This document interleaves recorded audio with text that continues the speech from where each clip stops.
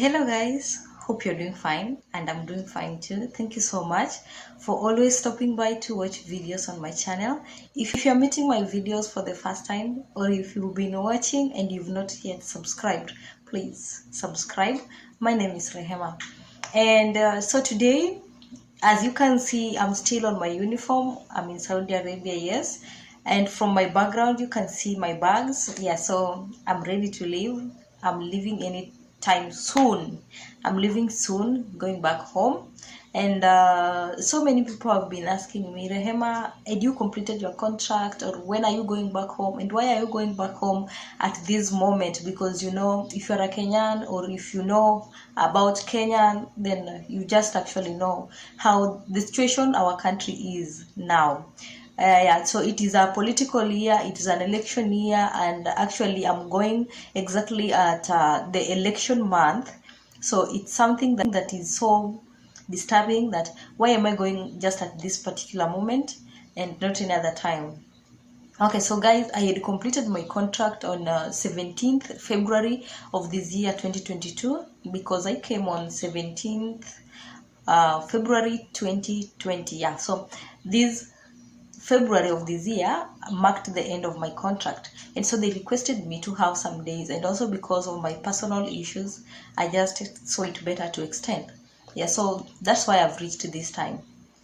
So the reason as to why I have to go home, even to me, I didn't wish to go now, being that also the term dates in Kenya are so that consequence, so that you know, if you have kids in school and whoever, because I have a kid in Form 1, I have my niece is in Form 1. So today I just want to share with you my experience about losing someone you love so much while in Saudi Arabia. It's not the same as maybe if you lose somebody you love while back in the country, that is if you are in your country, or let me talk about any other free country.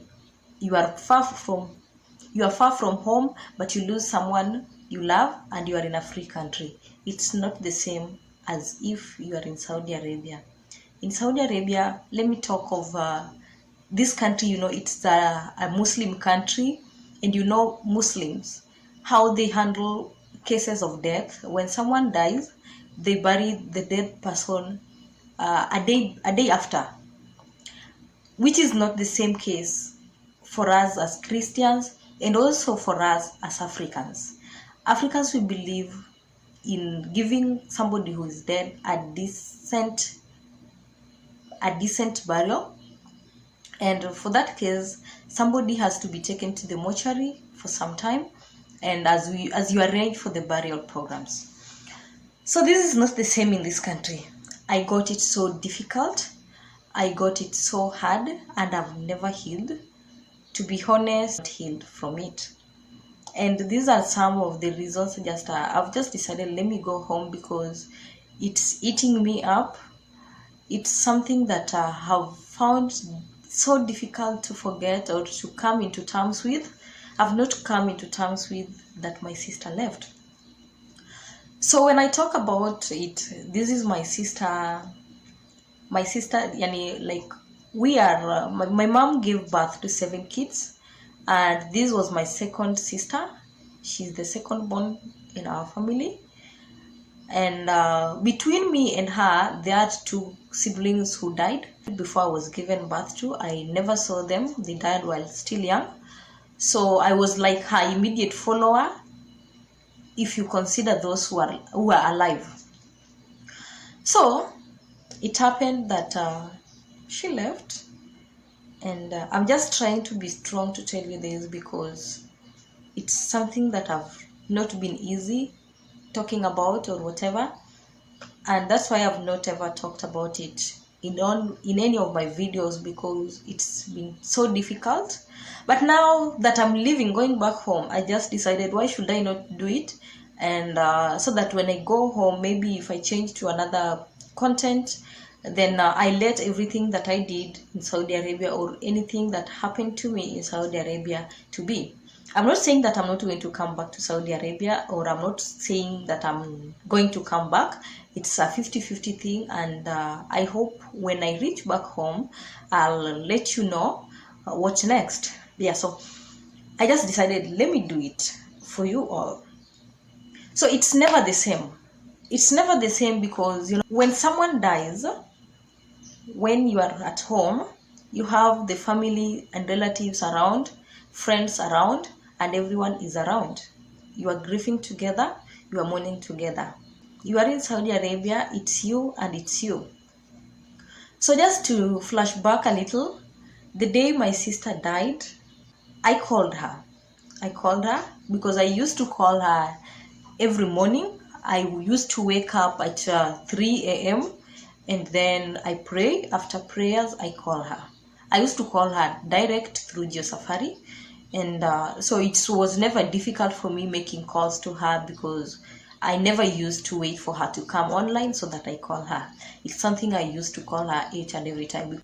So this day after she was discharged, I remember after she was discharged from the hospital, she was with my mom. After being discharged, she was now with somebody else, one of our relatives. So when she was there, I remember calling her very early in the morning as usual, and she asked me this day she questioned me why I was calling her that early in the morning, and I was like, what are you questioning me today? And this is something that I've been doing while you are in the hospital, and even after you've been discharged. So I was disturbed why she was questioning me at that given time or at that given day. So as usual, I just asked her, how are you feeling now? You know, how are you feeling now? Because it's something I used to wake up, pray, and ask her how she's doing, and that's when I go back to sleep. And then I called her. She never hesitated to pick my call. She picked, and after picking my call, before I asked her anything, she's the first person to ask me why I was calling at that given time. I was so surprised. I was shocked because she had never questioned me.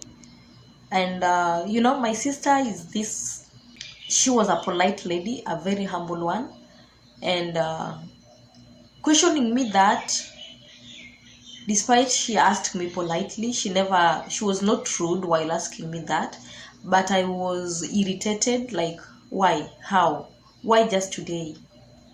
Then she had to just answer me how she was feeling, and she told me, I'm feeling okay, you know, just be strong. She was like, just be strong because, you know, she told me just to be strong because, you know, we love you, your nieces love you, and your kids. And I was like, okay, I also love you too. And now when she was talking about my nieces, she was referring to her 3 daughters. That is, one is now in Form 1. I thank God for everything. And I thank God for my friends who came through because it was never easy. Millie Nyibinya, you are there. Aflin, I can't just mention everyone, but you are there for me. Madam Caro, if you happen to watch this video, just feel appreciated because you are in. So I just really appreciate all my friends, and I really appreciate she's in school and she's doing much well. And also I can see changes. She's happy. Her smiling face has just come out glowing than she was before. Polly J, oh, I was missing to mention Polly J. I know she's going to watch this. Yeah, so Polly J was also there. I know some of you may not feel comfortable being mentioned, but I just had to, and you'll pardon me for mentioning you. So after she questioned me that and she told me all that, I was just like, okay, I also love you all, and that's why I'm making calls every morning just to know how you are doing or how you are feeling. And then she was like, okay, if I've wronged you, it's okay. We were not fighting, but she just came in and saying that if I wronged you, then I'm sorry. I just take it easy. I was just feeling that I'm disturbing you. You're being disturbed every morning. You have to call me and ask how I'm doing, how I'm feeling. And I was like, okay. So we just ended the call. We just laughed our normal stories, just sister talk, and we just felt so nice. It was just a nice conversation, and it ended that way. Waking up, I wake up to my daily routines. I work as usual. So now at 11 a.m., because when I'm working, I don't work with my phone. I leave my phone in my room. So maybe I just have a touch of it when I'm now taking my breakfast. So during this time, I was taking my breakfast and I was like, oh, let me take my phone and, just see what is there.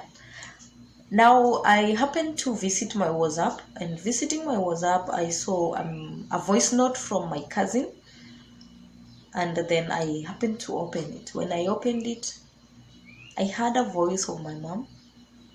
So, like my mom called my cousin to inform him about the same, and my cousin happened to record. So she recorded the voice note while my mom was crying, and I was like, oh no, what has really happened? I never took my breakfast. Everything was just like that. You even don't know where to start from. You even don't know everything. You don't know, you're just there, I thank God he held my hands, he held me firm, and I remained conscious. And however, I was very weak, but I remained conscious. So my madam and her daughters had me like crying. They came, they questioned me and all that, and then I told them what happened. It happened that way. And now, why I just decided to share this is how someone feels when they lose loved ones while in Saudi Arabia. It's never the same like you are in the country, or you are in, like, maybe you are far from your country but in any other part of the world apart from Saudi Arabia. I thought it would be normal to me because I saw people who live abroad, their relatives or their immediate parents, their parents died and they were just okay. They never come for burial back at home. And I was like, maybe I'll just cope up with it. But before I came to realize that, before I came to decide on that, I asked for permission to be allowed to go home and bury my sister. I was even in a place to pay for my own ticket. They refused, and they actually refused and told me, they actually referred me to my contract and told me, what is your contract talking about? How many years? And I was like, okay, so it's 2 years. I have no any permission to go back home in between. So after they refused everything about me going back home, and also after I consulted a few friends and also they comforted me and told me they can never allow me to go, I just decided, okay, let me stay, but at least give me permission, give me a break. I go and mourn my sister in the office. I go and mourn my sister from the office. Thereafter, you come and pick me, I resume work. You can't imagine, or you won't believe that they refused. And I had to work each and every day as usual, like nothing happened.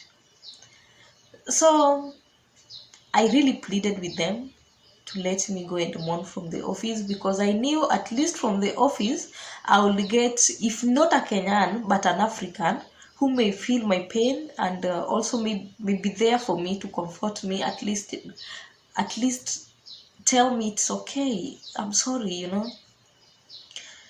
I really had it so tough.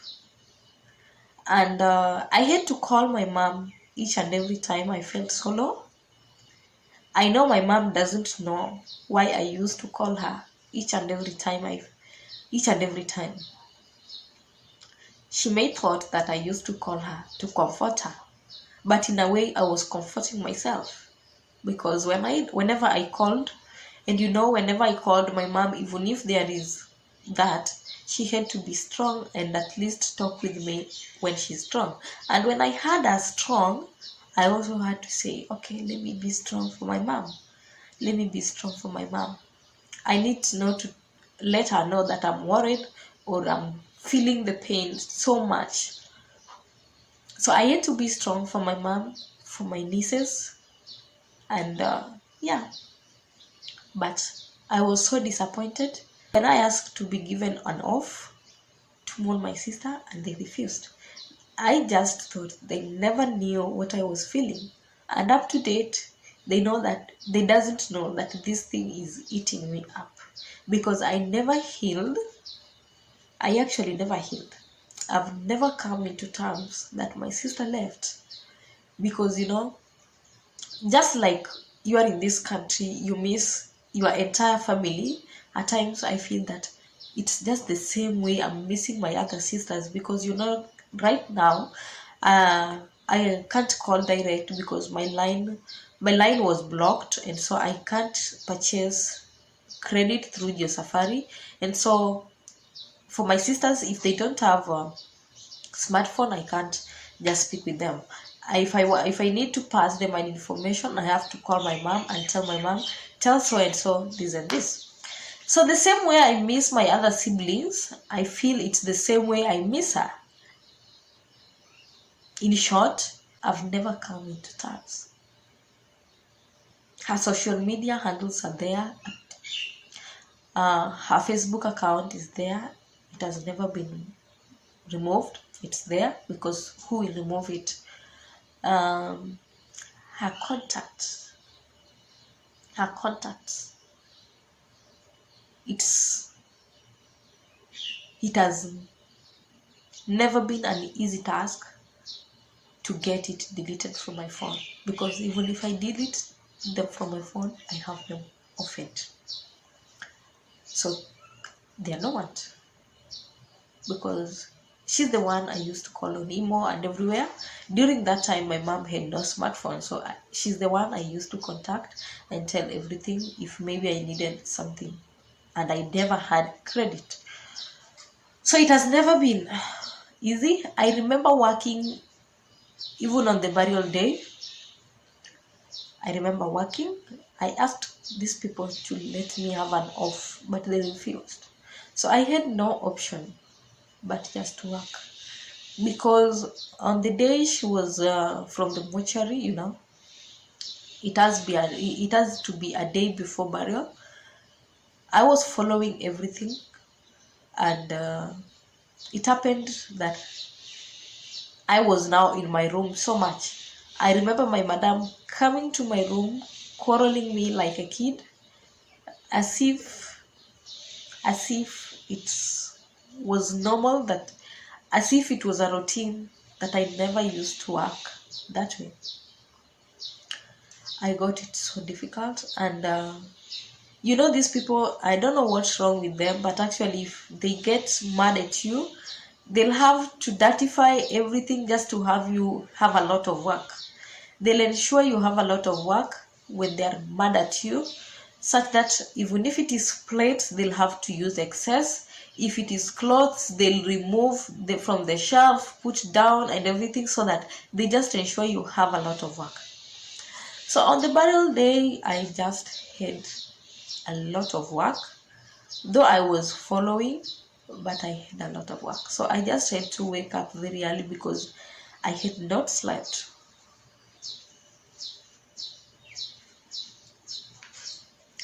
So I just had to wake up very early and do everything as they thought. I didn't imagine I was working that way. You have no one to tell you that I'm sorry. You are there to comfort yourself, tell yourself I'm sorry. You have to be there for yourself and tell yourself it's okay. You can now eat. You cry, tell yourself now you can keep quiet. Keep quiet now. Stop crying. It's okay. Sorry. Eat. Do this. It's you and it's you alone. So it's never the same if maybe you are in another country that is a free country, because at least you'll have friends around. If not your real relatives, not your close relatives, but at least you'll have your friends around. And unlike this side, you'll be given some off and mourn your loved one. It's never the same this side. And I think it's just so difficult.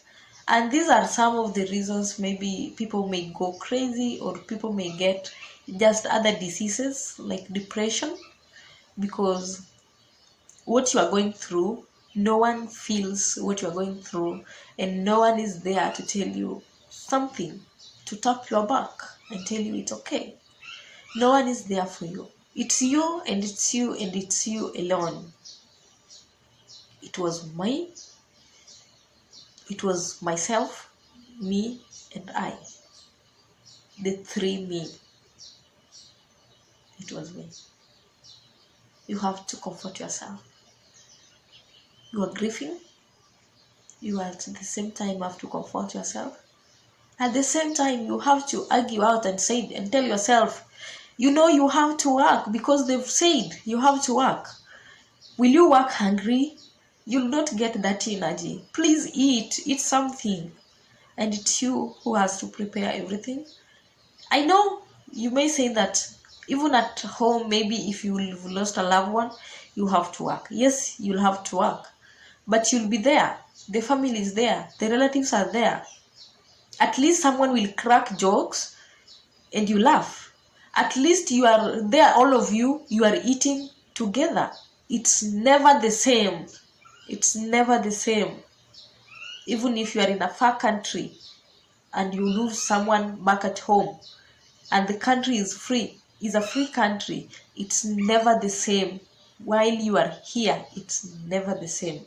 And I just really feel it's so hard. I really feel sorry for everyone who has lost their loved ones while in Saudi Arabia. It's not an easy thing. I really feel sorry for them, and I just ask God to comfort all of us.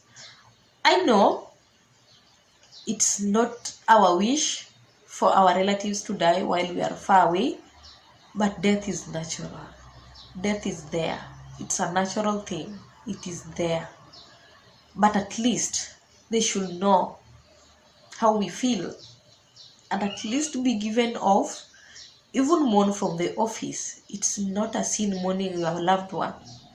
It's not a sin expressing how you feel when you lost a loved one. It's not a sin. It's not an offense.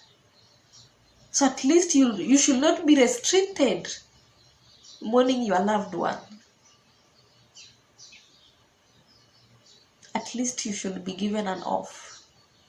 That's why even in our government it's there and it's known. If you lost a loved one, you are given off. An off is necessary when you lose a loved one. It's very necessary. It's very healthy for you to heal and to mourn. In this situation, you have to think of your loved one and swallow the tears. And now when you swallow the tears, it's never easy to heal. At least if you pour them out. When you are grieving, it's advisable you pour out your tears. But at this moment, it's advisable you pour out your tears, which is not in this country. You can't do it. You can't do that. You can't do that.